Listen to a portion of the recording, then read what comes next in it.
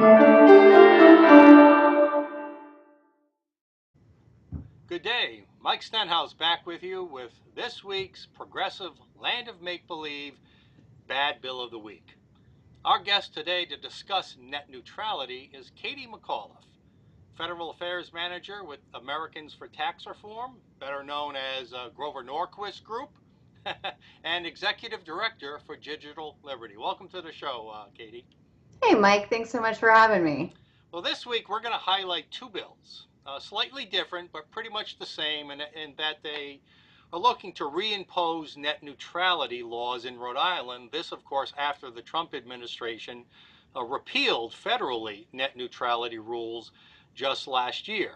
House bills, Senate 2008 and H7422, as well as another House bill, sponsored mainly by progressive left Democrats, in our view, won't solve what is a perceived problem, not a real problem. Senators Janine Culkin and Gail Golden, Representatives Aaron Ravenberg and Deborah Jurio, among others, sponsored this legislation that would put these rules back on and would prohibit state government, Katie, from purchasing any service from any provider who doesn't meet the government's demands of net neutrality. What are your overall views on this issue when it comes to state regulations? Well, I mean, first of all, state regulation just really isn't going to work out over an interstate commerce issue. I mean, the internet is inherently interstate commerce. It's been decided in a couple of different things. To that point, Congress has jurisdiction over this. The FCC has reiterated the interstate commerce aspect of it. And then also a troubling thing about these rules is it's not only does any internet service provider contracting with the state have to adhere to some kind of net neutrality rules, but anything that the state or municipality decides, so something substantially similar. So then not only are you dealing with differences with the rules between the different networks, but you're also dealing with differences within the actual state. So from locality, city to city. And that's just really, it's not doable for internet service providers in order to provide efficient service, the connectivity that people want. So basically, the progressives are pretending that you can have a bill in Rhode Island that impacts other states and these big ISPs, and really it's going to potentially negatively impact their decision to do business in our state. Is that kind of the bottom line? It really will. I mean, it'll be tough to invest. It'll be tough to do build outs. Any places that are unserved, it's going to be harder to get to those areas because, I mean, it is a thing to go to the path of least resistance. And if you want more broadband, you want faster broadband, you want you want faster upgrades, newer services, you want 5th generation wireless. Those are things that I'm sure folks living in Rhode Island want. And with these additional regulations, Rhode Island will get put down on the list for upgrades rather than being bumped up towards the top. One of the other things they pretend, and I'm paraphrasing a quote from the Rhode Island ACLU, who's in favor of these state regulations. Imagine getting through the day without using the internet. Can you imagine that without net neutrality laws that people are going to be denied access to the internet in the real world? In the real world, no. I mean, we haven't been denied access to the internet for the 20 years that the internet has been commercially available. These rules came about in 2015, and really, I had internet before that, by the way. Did you? Yeah, know man, what? yeah. I must have been one Me lucky few. too. So there was no internet death day. We didn't lose the internet. There was no problem. There never was going to be a problem. And this is all an imagined harm. And that's the problem with prescriptive regulations is that there's an imagined harm that they're trying to protect against. But what they're really doing is inhibiting innovation by protecting against something that never was going to happen or will happen. And that's what we call a crystal ball approach, where we try to predict imaginary things that might happen and then try to kill them from happening before they ever don't happen, right? So the progressives think they have a crystal ball into the future and can predict how companies are going to act. Now, companies, of course, are going to act to keep customers. They don't want to upset their customers.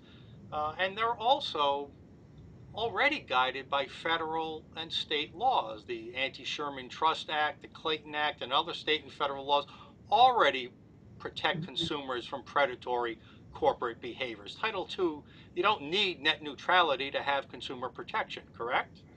No, you really don't. And you make a good point when we talk about protecting against consumer harm and all of these other things in place. The FTC is a great agency for that. It's an enforcement agency, not a regulatory agency. So they look at instances of real consumer harm, and those are litigated so that you have court precedent going forward on real cases of harm. So in that way, you don't preclude new innovations, but you stop bad actors. And you also mentioned Title II, and net neutrality has sort of been the sheep's clothing for the wolf to get Title II through. Title II is really a utility regulation. Right. So way back in the 1930s, right? right, it's very old. It's what governs water, sewer, electric. It's different in different states, but it's generally the same. And that type of regulation allows not only federal government, but also state, local, municipal, like that other problem there, where they can come in and regulate how the network works, what is prioritized, how much is charged, the different taxes and fees.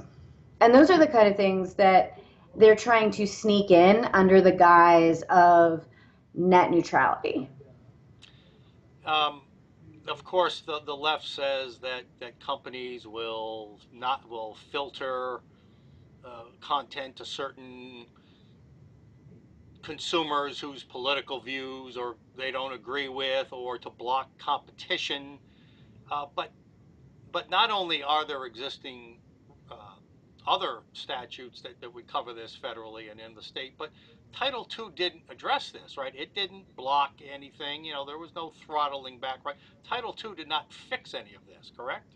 No, so Title II actually, I mean, and it was determined in the court case. The court said, well, Title II actually doesn't prevent blocking, throttling, paid prioritization, because all a carrier would have to do, an internet service provider would have to do, is say, okay, well, we're curating content, meaning we're providing a service that maybe a parental type controls or something along those lines. So that's a different service where you can block some things for a particular reason, and some people want that.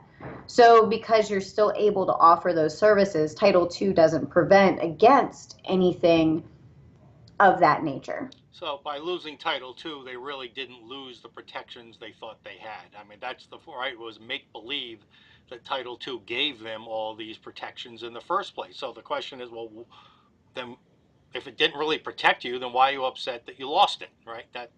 That's my question. Yeah. And it's made to believe that these things are happening, Right. but that is No, I like the not way you jumped right on this make believe train. I like that. right. Mr. It's make Rogers, believe. land of make train to the land of make believe. Well, and it's just another way to scare people into giving the government more control. And we should be concerned about the government having control over our communications networks. And that's a big problem no matter who is running the government. So we'll end on this last one. So the alternative, of course, is the free market. What increases competition, what increases quality of service, what decreases price and increases accessibility is when more companies are competing against each other for your dollar and my dollar when it comes to the internet. But with regulations, when everybody has to offer the same level of service, the same just think if everybody had to buy a Ford Taurus, right? That would kind of depress the whole car industry. So the free market really is the answer to making sure everybody has good, accessible, and affordable access to the internet, and not government regulation. Talk about that for a second. Yeah, I mean, the free market really is the best way to go. And that, again, going back to that comparison of your basic utilities versus the internet. The internet has been functioning under the free market for the 20 years that it's been commercially available. We've seen explosive growth. You've got smartphones, 5G, virtual reality, telemedicine, automated vehicles, all of these things coming down the line. Whereas when you look at our electric grid, our water systems, all of that, they have such a hard time innovating because there's so much utility regulation. The rates are determined. I mean, you've even seen that after the tax cuts through after tax reform, electric utilities around here had to vote to decrease people's bills, and they had to get approval to actually decrease the cost of folks. Whereas internet service providers are immediately like, folks get bonuses, we're cutting this, we're adding to 401ks, doing those things. So when you look at free market versus utilities, that's why you have smartphones and you don't have a smart grid. Smartphones because of the free market, not a smart grid because of government control. That's a Yep. great point to end on. She is Katie McAuliffe with Americans for Tax Reform and Digital Liberty. I am Mike Stenhouse, urging lawmakers not to pass the make believe bills S2008 and H7422. Katie, we may ask you to write a letter on our behalf if these bills come to a committee hearing, but thank you for being with us today and sharing your expertise with our center. Thanks for having me. Mike Stenhouse signing off with the Progressive Land of Make Believe Bad Bill of the Week. Good day.